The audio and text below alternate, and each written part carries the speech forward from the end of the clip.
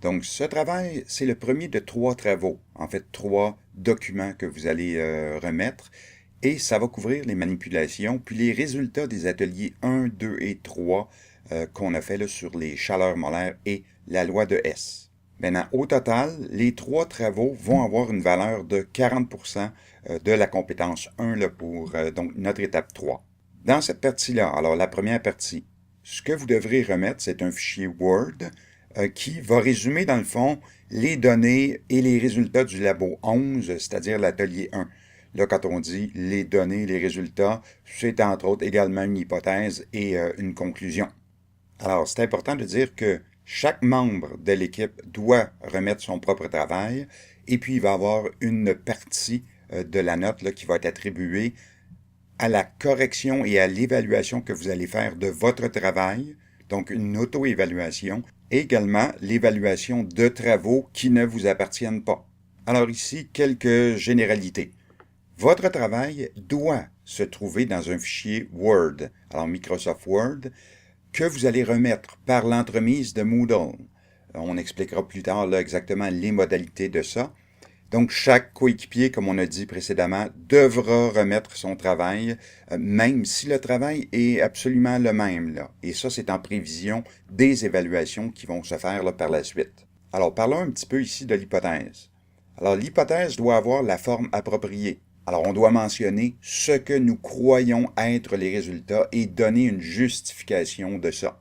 Évidemment, c'est dans une forme du style qu'on connaît très bien, alors on l'a assez répété. Nous croyons que quelque chose parce que, et il faut expliquer ça d'une façon évidemment logique. Un autre point ici, votre hypothèse, elle doit être basée sur votre prédiction, entre autres, là, de l'influence du volume d'eau utilisé lors de la dissolution là, sur la chaleur molaire ici. Donc, ce qu'on veut dire, c'est que on a obtenu une chaleur molaire et puis à quel point le volume d'eau devrait théoriquement être important. Alors, comme on dit ici, autrement dit, est-ce que l'hypothèse montre bien quel effet le volume d'eau va avoir sur la chaleur molaire? Alors, toujours d'après ce que vous pensez. Votre hypothèse, elle sera évaluée en fonction de ce critère-là, entre autres. Parlons ici maintenant du tableau qui devra être inclus dans votre travail ici. Alors, votre tableau, dans le fond, doit premièrement clairement montrer les résultats pour les 2 essais que vous avez effectués. Ensuite, va inclure les données pour la masse de NaOH que vous avez donc pesée, le volume d'eau, la température initiale, la température finale et la variation de température. Alors, tout ça doit se trouver dans votre tableau. Alors, évidemment, on peut mettre d'autres choses dans le tableau, mais ça doit absolument apparaître. Votre tableau, évidemment, à l'intérieur, il faut que les unités de mesure soient là. C'est possible de mettre les unités seulement sur la première ligne dans le titre, si évidemment toute votre colonne contient la même chose. Évidemment, votre tableau doit être clair, il doit être facile à lire également. Alors, parlons un petit peu des calculs là, maintenant. Première chose importante, vous ne montrez le calcul que pour seulement un des 2 essais que vous avez effectués. Donc, allons-y ici avec les exigences. Alors, première exigence, c'est que, bon, dans votre section de calcul, vous allez devoir utiliser un éditeur d'équations, soit l'éditeur d'équations de Microsoft Word ou un autre éditeur d'équations, pour réussir à formater vos calculs. Alors, on a un exemple ici.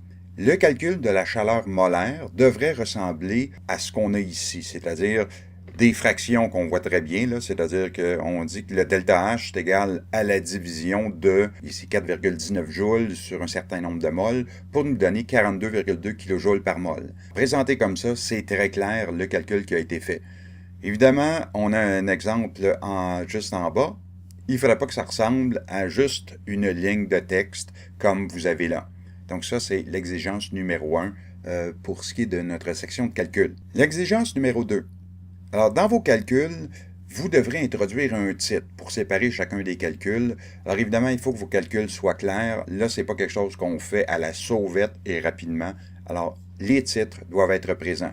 Alors là, je vous rappelle que toutes les exigences qui sont là vont rentrer dans la grille d'évaluation que vous allez utiliser, que d'autres vont utiliser pour évaluer votre travail et que je vais utiliser moi également. L'exigence numéro 3. Alors, vous devrez montrer une formule au moins qui vous permet de calculer l'énergie et une formule qui permet de calculer le nombre de moles. Alors, les calculs ne sont pas si complexes que ça ici. Allons-y pas directement avec le calcul, mais il faut montrer explicitement les formules mentionnées ici. Et finalement, l'exigence 4. Alors, chacune des valeurs doit être accompagnée par ses unités. Donc, un petit peu comme dans le tableau. Alors, aucune valeur ne devrait être présente sans qu'il y ait d'unité, à moins que ce soit uniquement un rapport. Alors, on sait que le rapport, par exemple, d'une énergie sur une autre énergie, les unités s'annulent et donc il n'y a pas d'unité à ce moment-là. Alors, parlons finalement ici de notre conclusion. Alors donc, pour avoir une bonne conclusion, là, il y a différents points qui doivent absolument être traités, être présents. Première chose, une conclusion devrait toujours commencer en reprenant l'énoncé de l'hypothèse qu'on a fait. Alors, qu'est-ce que ça veut dire, ça? Ça veut dire que notre conclusion devrait, en réalité, commencer par quelque chose comme « Notre hypothèse était que… » Et là, on répète ce qu'on croyait au départ. C'est que théoriquement, on croyait quelque chose au départ qui soit confirmé ou soit infirmé là, par les résultats de notre expérience ici. Par la suite, la conclusion devrait résumer rapidement. Là, on ne dit pas de prendre des pages et des pages, là, mais quand même rapidement les résultats de l'expérience. Exemple, dans l'essai numéro 1, où on avait utilisé un volume d'eau de tant de millilitres, nous avons obtenu une variation de température de temps, ce qui nous a amené à calculer une chaleur molaire de tant de kilojoules par mol. Tandis que dans l'essai 2, où il y a eu telle modification, on a obtenu telle autre valeur. Alors, c'est un exemple là, de ce que vous pourriez écrire là, quand on parle de résumer les résultats de l'expérience. Le point suivant maintenant.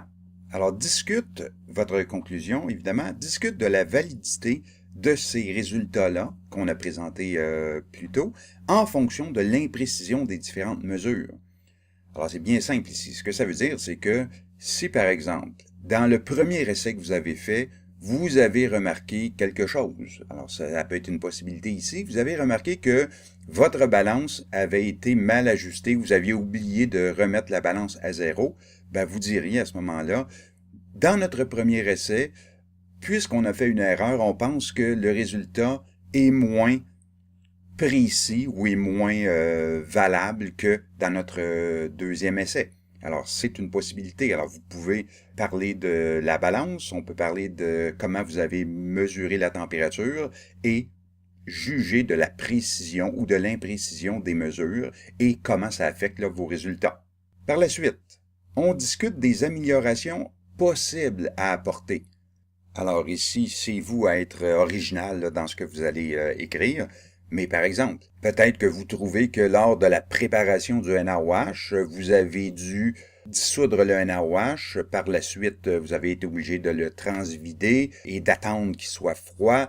Qu'est-ce qui aurait été une méthode alternative? C'est peut-être pas possible là, en grand groupe, mais essayez d'expliquer comment vous auriez pu améliorer certains aspects là, de l'expérience pour que ça soit plus précis ou pour que ça soit tout simplement le plus simple à faire. Finalement, votre conclusion devrait expliquer si l'hypothèse est confirmée ou non et pourquoi. Alors donc, on doit terminer la conclusion là, en disant, face à tout ce qu'on a fait précédemment, en considérant tout ce qu'on a fait et tout ce qu'on a écrit précédemment, je confirme ou j'infirme mon hypothèse et on explique là pourquoi. Alors c'est comme ça que votre conclusion devrait se terminer, en expliquant si vous aviez, entre guillemets, raison ou vous n'aviez pas raison de croire ce que vous avez mentionné au départ. Alors voici, en gros, ce que votre conclusion devrait comporter là, comme différents points. Maintenant, il y en a toujours qui se demandent à quel point ça devrait être long, une conclusion. Ben, théoriquement, une conclusion, si on prend chacun des points et qu'on met une couple de petites phrases, c'est difficile d'imaginer une conclusion en bas d'une demi-page, là, à simple interligne. Alors, autrement dit, une conclusion, c'est pas 2 phrases. Ça vous donne une idée là, de à quel point la conclusion devrait être longue ou pas.